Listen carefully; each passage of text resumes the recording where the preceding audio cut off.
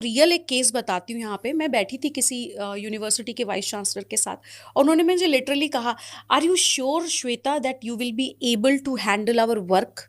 And I said why sir? नहीं, अब मुझे लगा वो बहुत कुछ बोल नहीं पाए, तो बोले बहुत छोटी सी तो हो, तुम कैसे हैंडल करोगी? मैंने कहा नहीं सर, आप ट्राई करो, ट्रस्ट करो, मैं बिल्कुल हैंडल करूंगी। उनके 10 मिनट बाद मेरा टॉक था, and when he heard me on stage, and जब मैं वापस आई तो उन्होंने कहा, यार तुम तो छोटा पैकेट बड़ा धमाका हो, तुमने तो बहुत अच्छा बात किया, बहुत अच्छा बोला। तो तब मैंने उनको बोला, सर जज ना करो ना, क्योंकि हम as a women we can bring life into this world, हम कुछ भी कर सकते हैं। राइट। और फिर उनको लगा नहीं तुमने बुरा मान लिया। मैंने कहा बुरा नहीं माना, हम क्या करते हैं, हम जज करना शुरू कर देते हैं। एंड आफ्टर दिस इंसिडेंट्स, आपको मैं बताऊं, उन्होंने घर जाके मुझे कॉल किया कि आज मुझे जो सबसे बड़ी बात पता चली ना, कि मैं सीरियसली अपने बेटे बेटी में डिस्क्रिमिनेशन करता हूँ, जो मेरी बेटी can do much better than my बेटा। तो मैंने उनको बोला नहीं, दोनों बेटर कर सकते हैं, यही डिस्क्रिमिनेशन तो ख़त्म करना है, कि लड़का अच्छा करेगा कि लड़कियाँ, उनको करने दो और उनको डिसाइड करने दो क्या करना है। जो लास्ट आता है वो आता है जब आपको इन्वेस्टमेंट कहाँ से लाएं, ये बहुत बड़ा चैलेंज होता है। और मैं बताती हूँ, कोई बिजनेस इन्वेस्टमेंट पे नहीं चलता है। Change maker, we as an entrepreneurs are actual change maker. मैं ये नहीं कह रही हूँ आप सेलिब्रिटीज को सेलिब्रेट मत करो, बट आप भी सेलिब्रिटी हो।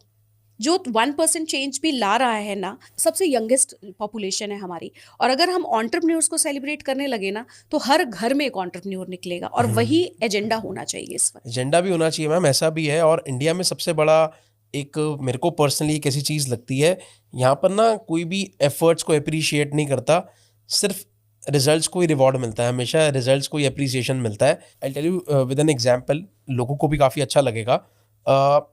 जब नीरज चोपड़ा जी ओलंपिक खेलने गए थे पहली बार, उनको इंस्टाग्राम पे मेरे ख्याल 1-2 लाख फॉलोअर्स भी नहीं थे उनके। नहीं थे, हाँ। जब वो गोल्ड लेके आए, गोल्डन बॉय बन रात के रात आए, में बढ़ गया। रात रात में बढ़ गया, पहली चीज। दूसरी चीज, जब वो खेलने जा रहे थे, एयरपोर्ट पर सिंगल एक गाड़ी गई थी छोड़ने।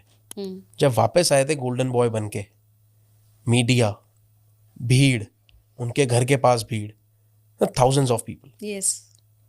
तो वो जो इंडिया में माइंडसेट, इनफैक्ट इंडिया में क्या, मैं तो मैं कहूँगा ये माइंडसेट ये ऑल नहीं ओवर होना वर्ल्ड चाहिए, है, क्योंकि उन्होंने उस चीज़ के लिए कितनी मेहनत करी मेहनत है। की। लोगों को पता होना चाहिए कि ये हार्ड वर्क है इसके पीछे, जो लोग रियलाइज नहीं करते। बट तरन, ये भी ट्रुथ है ना, उगते सूरज को ही सब सलाम करते हैं, राइट राइट? Right right. तो नीरज चोपड़ा को मुझे ऐसा लगता है, या किसी को भी, बिकॉज मैं नीरज चोपड़ा की बहुत बड़ी फैन हूँ, इसलिए नहीं कि वो गोल्ड मेडलिस्ट हैं, उसके बाद जो उस बंदे का एटीट्यूड है ना, देश के लिए रिस्पेक्ट, हिंदी के लिए रिस्पेक्ट, राइट? हम सब, मैं भी अभी बहुत सारे वर्ड्स इंग्लिश में बोल रही हूँ, हम कॉमन लैंग्वेज इंग्लिश हो गई है,